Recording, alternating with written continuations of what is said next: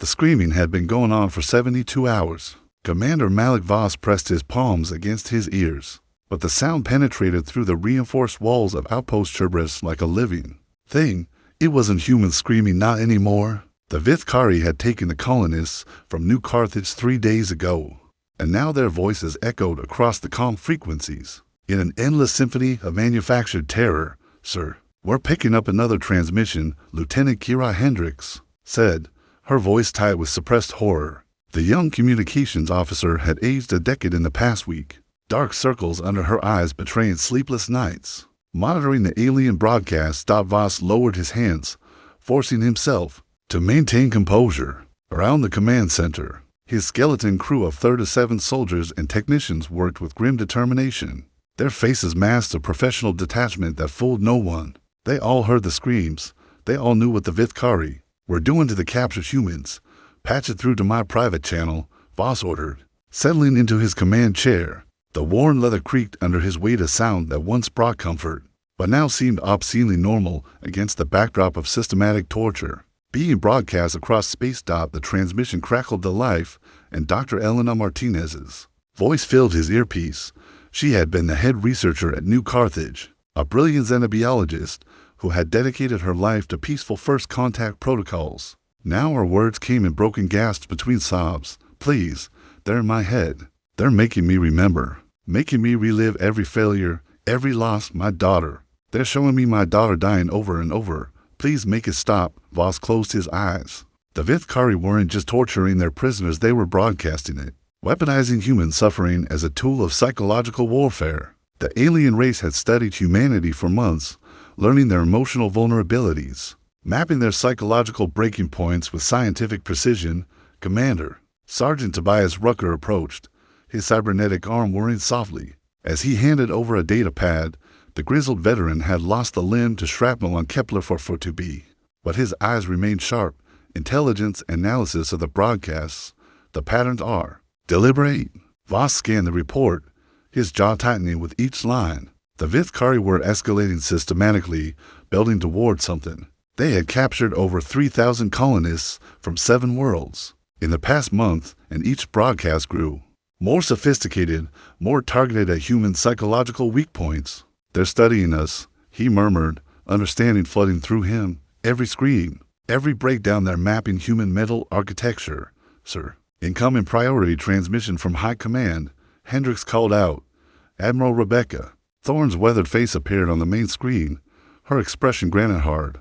Behind her, the bustling command center of the UES Retribution painted a picture of barely controlled chaos. "Voss, I'll cut to the chase. The Senate is ready to negotiate. They want to offer territorial concessions to stop the torture broadcasts. Public morale is collapsing. Suicide rates in the core systems have tripled in the past week. Admiral, with respect, negotiating will only—" "I'm not finished, Commander." Thorne's voice carried decades of command authority.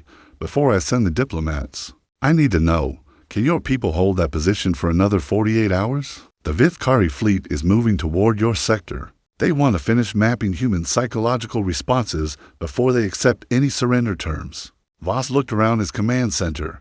His people were exhausted, traumatized, pushed beyond normal human limits, but they were still here, still functioning.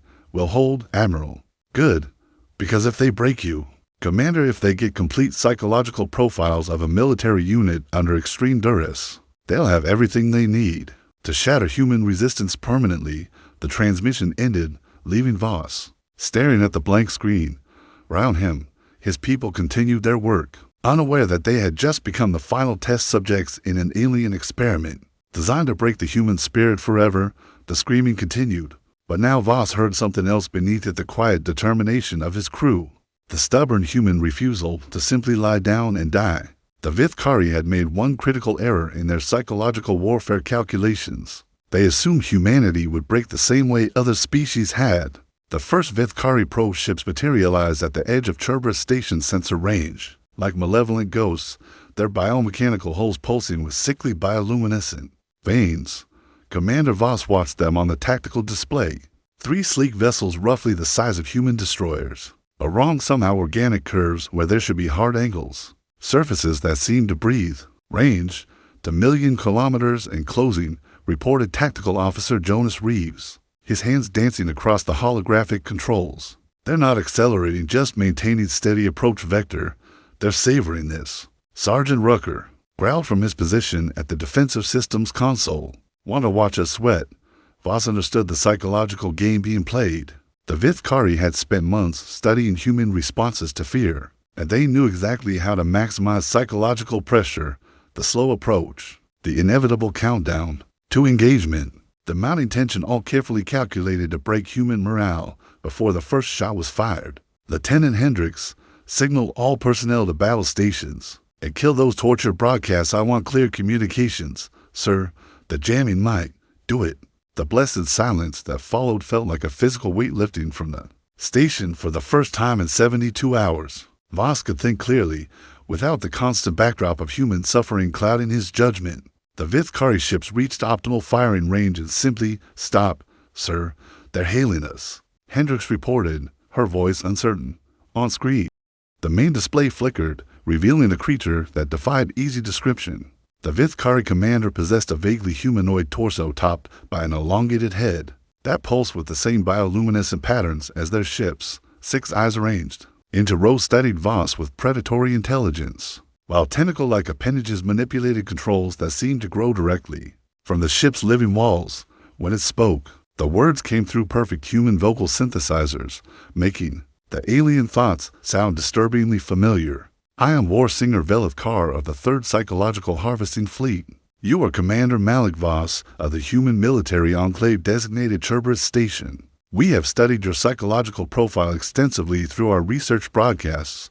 "You mean your torture sessions?" Voss replied coldly, the alien's head tilted, a gesture that might have been amusement. "Your species assigns emotional weight to survival optimization. Fascinating. We offer you this final opportunity to surrender your station and submit to psychological mapping. Your cooperation will reduce the suffering of your crew by approximately 47%, and if we refuse, then we will extract the data through more intensive methods. Your defenses are minimal. Your crew is exhausted. Your species command structure has already initiated surrender negotiations. Why prolong the inevitable psychological breakdown?" Voss leaned back in his chair, a smile playing at the corners of his mouth. "You know what's fascinating about human psychology, War Singer. We have this concept called spite." The alien paused, clearly accessing psychological databases. Spite, irrational behavior motivated by desire to cause displeasure to others, even at personal cost. This response pattern was predicted. It will make the mapping process more comprehensive. "You're welcome to try." The transmission ended, and Voss immediately turned to his crew. "Reeves, bring all defensive systems online." "Rucker, I want every piece of ordnance we have ready to deploy." Hendricks, emergency broadcast to the fleet informed them were about to provide the HFY with a very different kind of psychological profile. The first attack came as a wave of neural disruptors, weapons designed to overload human nervous systems and induce paralysis. The station shields flared as exotic energy washed over them, but Voss had prepared for this. The crew had been given mild neural dampeners, reducing their effectiveness but protecting them from the worst effects, shields holding at 60%. Reeves called out, "But those neural disruptors are doing something to the hull. The metals becoming more conductive. They're adapting us," Voss realized, "making us more vulnerable to psychological warfare." The second wave hit before he could finish the thought. This time it wasn't weapons, it was pure psychological assault. Images flooded every screen on the station, footage of tortured colonists, recordings of dying children, scenes of human suffering crafted specifically to trigger maximum emotional trauma. Around the command center, several crew members collapsed, overwhelmed by the sudden bombardment of horror. Lieutenant Hendricks screamed, her hands clawing at her eyes as her communication console displayed images of her hometown burning. But Voss had prepared for this too. "Now, Rucker." The sergeant's cybernetic arm interfaced directly with the station's communication array, bypassing the corrupted visual systems. Every screen on Cerberus Station flickered, then displayed a single message in bold letters. "Remember, they want you to break. Don't give them the satisfaction die." It wasn't much, but it was enough. The human crew began fighting back, some covering their eyes, others destroying their own displays, all of them refusing to submit to the alien psychological manipulation. The Vithkari responded with kinetic weapons, their bioship spitting projectiles that punched through the station's outer hull. Atmosphere vented from 3 different sections, and casualty reports began flooding in. But humanity had learned something important in those first minutes of engagement.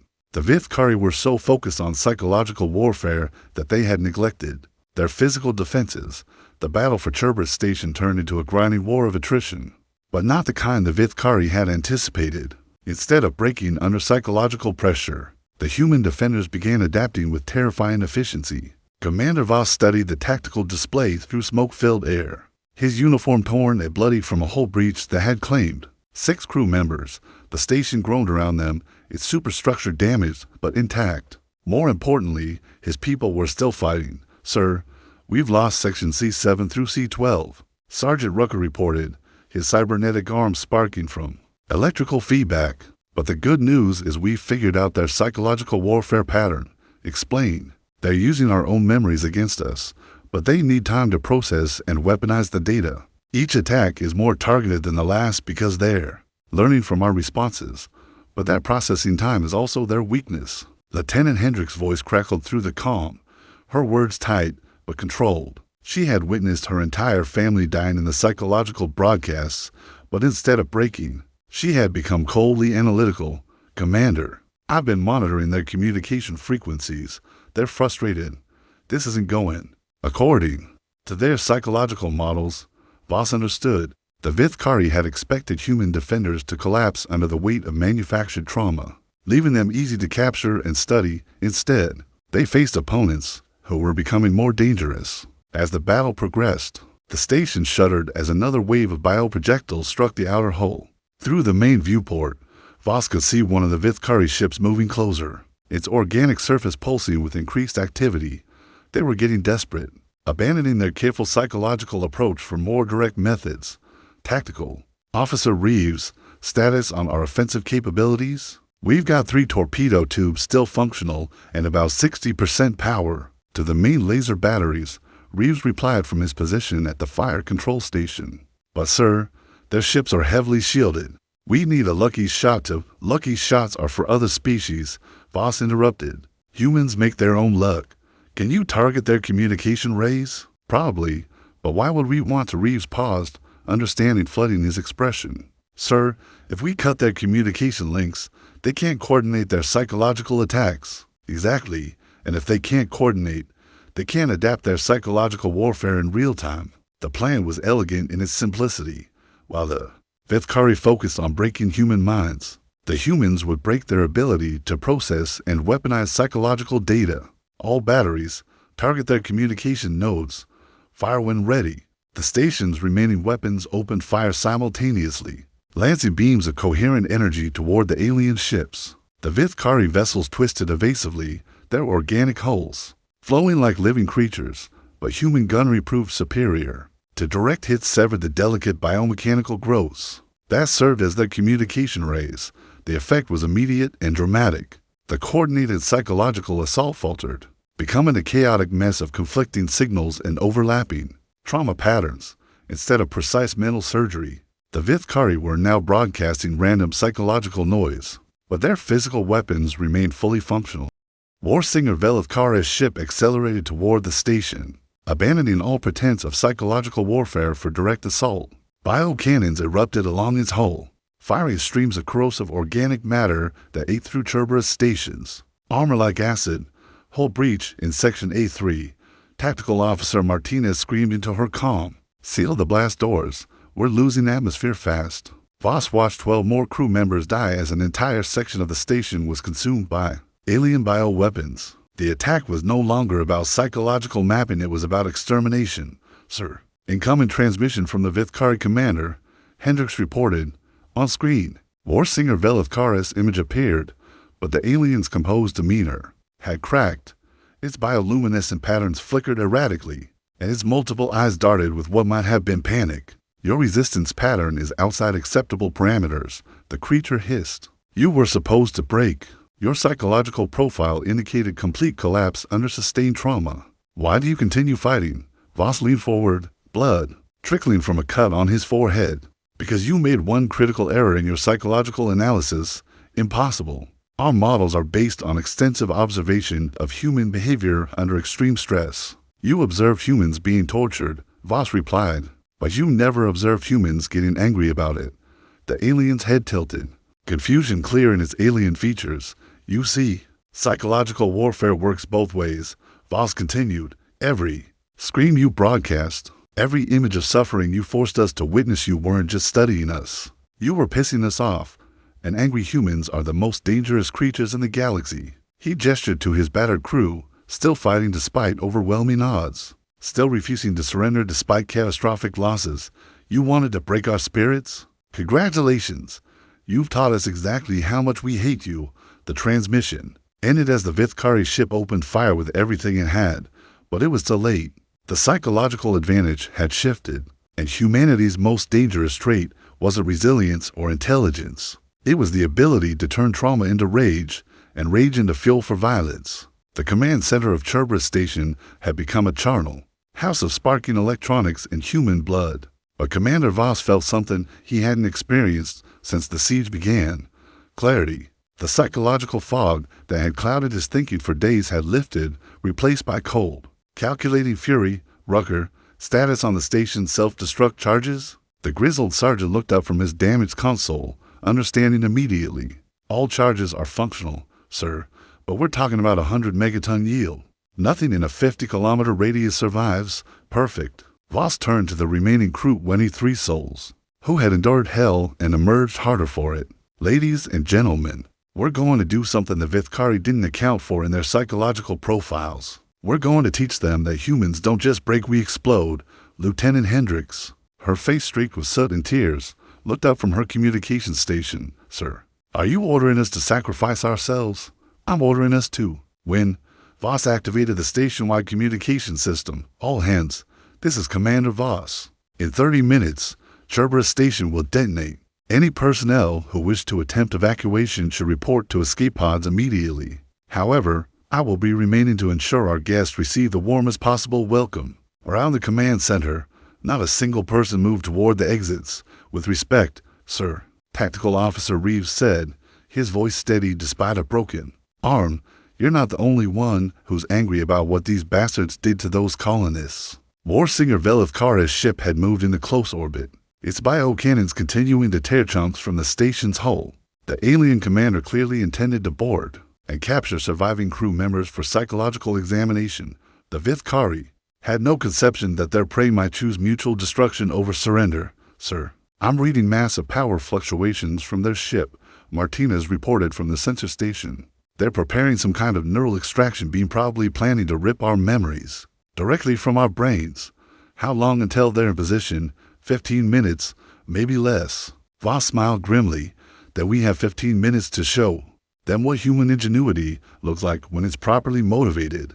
The plan that emerged was both brilliant and insane. Instead of simply detonating when the Vithkari ship came within range, they would use the station's tractor beam array to lock onto the alien vessel and drag it into the explosion. The psychological warfare specialists would become involuntary participants in a very different kind of lesson about human nature. Rucker, can you modify the tractor beam to ignore their shield harmonics? Give me 10 minutes and I'll have them locked tighter than a bank vault.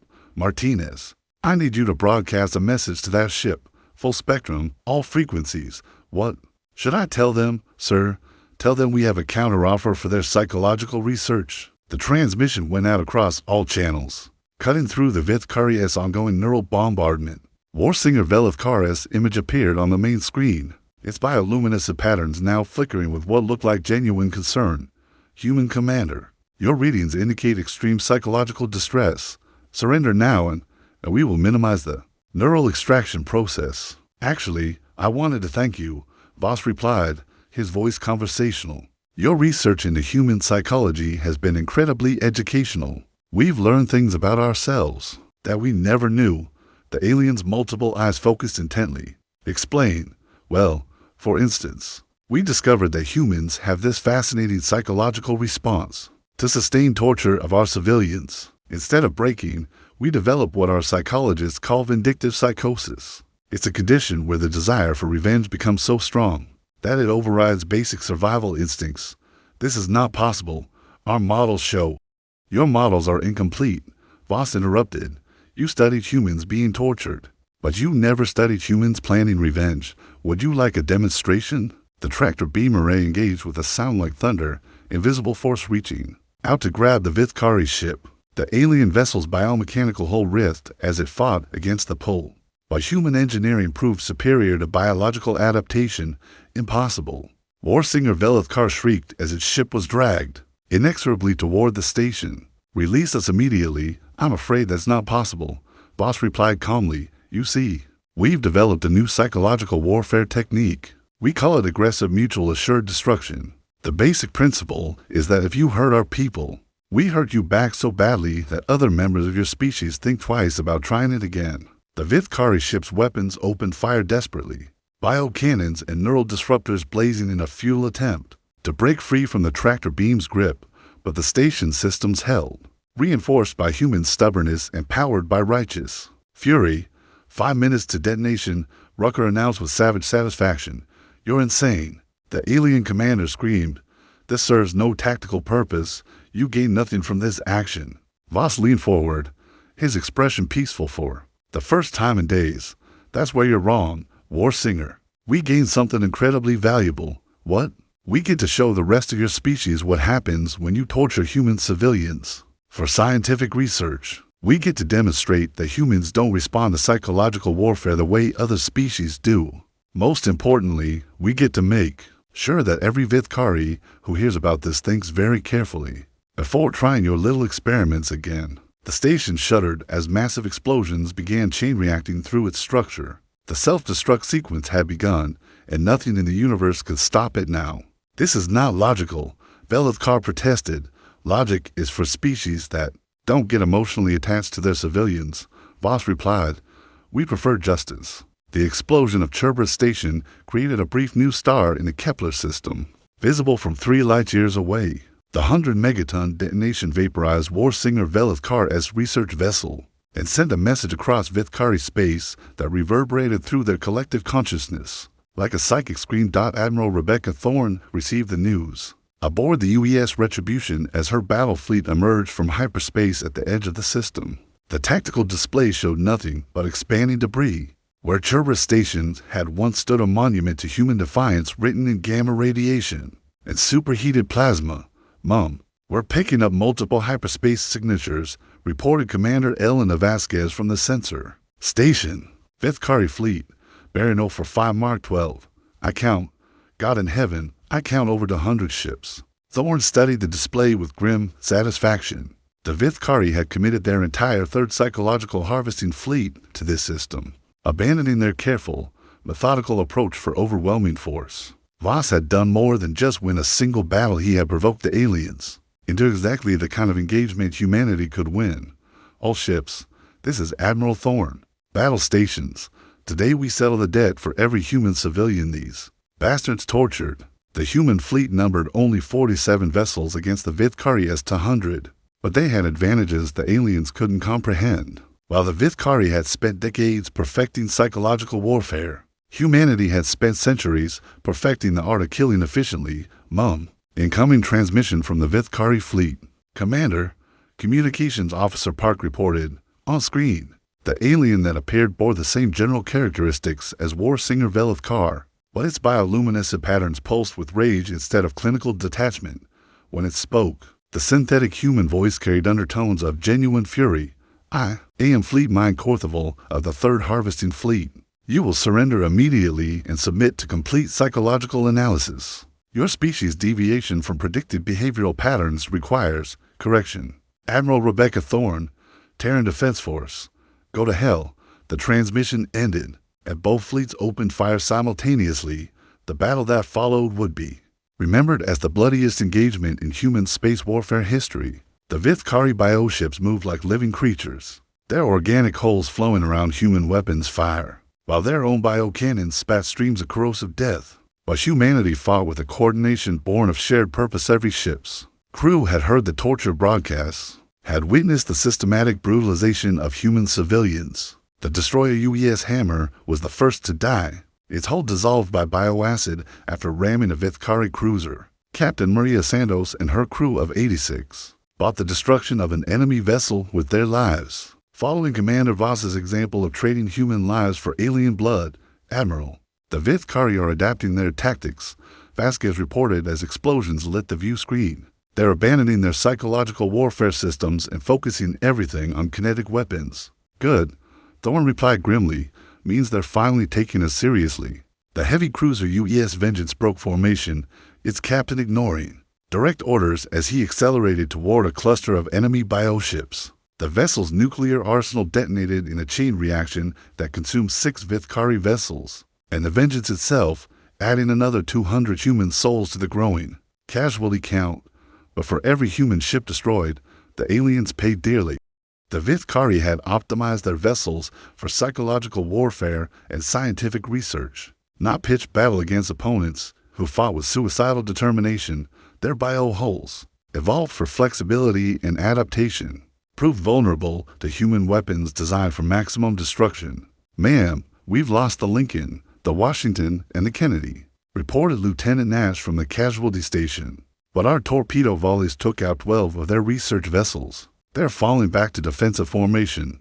Thorne watched the tactical display with professional detachment, even as her heart clenched at each friendly icon that winked out of existence. They were winning, but the cost was staggering. Half her fleet was gone, over 15,000 human lives consumed. In the fires of war, "Admiral, I'm reading massive power buildup from their flagship," Vasquez called out. "Whatever they're charging, it's 10 times more powerful than anything we've seen." The Vithkari flagship, a massive bioconstruct the size of a human battle station, began to glow with internal energy. Its hull split open like a flower, revealing a weapon that defied human understanding of crystalline structure. That pulsed with the collected psychic energy of billions of tortured minds. "They're going to try to break our entire fleet simultaneously," Thorne realized. All ships, emergency neural dampeners, maximum setting. The psychic wave hit the human fleet like a tsunami of manufactured madness. On every ship, crew members collapsed as their minds were flooded with the collected trauma of every species the Vithkari had ever studied. Centuries of perfected psychological torture techniques, compressed into a single overwhelming assault on human sanity. But humanity had learned something from Commander Voss's sacrifice. Instead of trying to endure the psychic assault, they channeled it. All ships. Thorne broadcast through gritted teeth as nightmarish visions filled her mind. "Remember why we're here. Remember the colonists. Remember Cerberus Station. Use your anger." Across the fleet, human crews transformed their horror into fury, their trauma into determination. The psychic weapon that should have shattered their minds instead forged them into a unified instrument of vengeance. The counterattack was swift and merciless. 18 human ships, their crews driven beyond normal limits by shared rage, converged on the Vithkari flagship. Nuclear fire and antimatter warheads turned the massive bioconstruct into an expanding cloud of superheated plasma. Fleetmind Korthoval's death scream echoed across every frequency as its ship died, and with it, the Vithkari's confidence in their psychological superiority finally shattered. The surviving Vithkari ships fled toward the edge of the system in complete disarray, their formation broken and their command structure shattered. But Admiral Thorne knew the battle wasn't over. It was about to become something far worse. "Ma'am, we're picking up massive hyperspace distortions throughout the sector," Commander Vasquez reported, her voice tight with exhaustion. "It's not just the Third Fleet. They're calling in everything." The tactical display painted a nightmare scenario as dozens of new contacts appeared. The Vithkari had committed their entire military apparatus to this engagement. 6 full harvesting fleets, over 1,000 bioships representing centuries of psychological warfare development. "How many ships do we have left?" Thorne asked quietly. 14, ma'am, most of them damaged. 14 human vessels against 1,000 alien ships. The mathematics of the situation were stark and unforgiving. Thorne's remaining crew of roughly 8,000 souls faced annihilation against overwhelming odds. But as she studied the display, Thorne began to smile. Communications opened a channel to all remaining ships, all frequencies, maximum broadcast power. Channel open, Admiral. Attention all vessels. This is Admiral Rebecca Thorne. In 5 minutes, we will face the largest concentration of Vithkari forces ever assembled. They outnumber us 70 to 1. They have superior technology, superior numbers, and superior position across the fleet. Exhausted crews listen to their commander's words. But they have one critical disadvantage. They still don't understand what they're fighting. Thorn paused, letting her words sink in. For months, they've studied human psychology, mapping our responses to fear, torture, and trauma. They've cataloged our weaknesses, identified our breaking points, and developed weapons specifically designed to shatter human minds. They believe. They understand us completely. The Vithkari fleet was accelerating back toward the inner system, their bioships pulsing with aggressive bioluminescence. But they never studied humans at our best. They never observed humans fighting for something bigger than themselves. They never witnessed humans who have nothing left to lose except their dignity. On the bridge of the UES Retribution, Thorn's remaining crew straightened at their stations. Similar scenes played out across the fleet as humanity prepared for its last stand. Today, we're going to teach them about the one aspect of human psychology they never bothered to research. We're going to show them what happens when humans stop caring about survival and start caring about legacy. The alien fleet spread across the system like a living constellation, bioships flowing in organic formations that defied human tactical doctrine. They were beautiful in their own terrifying way, but Thorn saw only targets. All ships. Prepare for Operation Pyrrhus. We're going to make this so expensive that they'll think twice before they try it again with anyone else. Operation Pyrrhus was humanity's final gift to the galaxy, a tactical doctrine born from desperation and refined through sacrifice.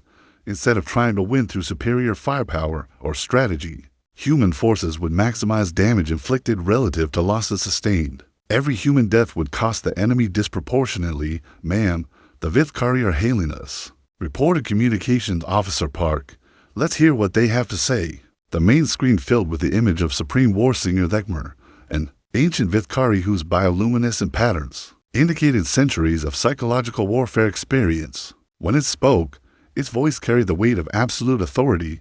Human Admiral, you have caused significant disruption to our research protocols. However, your resistance has provided valuable data regarding your species' psychological resilience. Under extreme stress, surrender now, and we will preserve your crews for detailed analysis. Tempting offer, Thorn replied conversationally, but I have a counter proposal.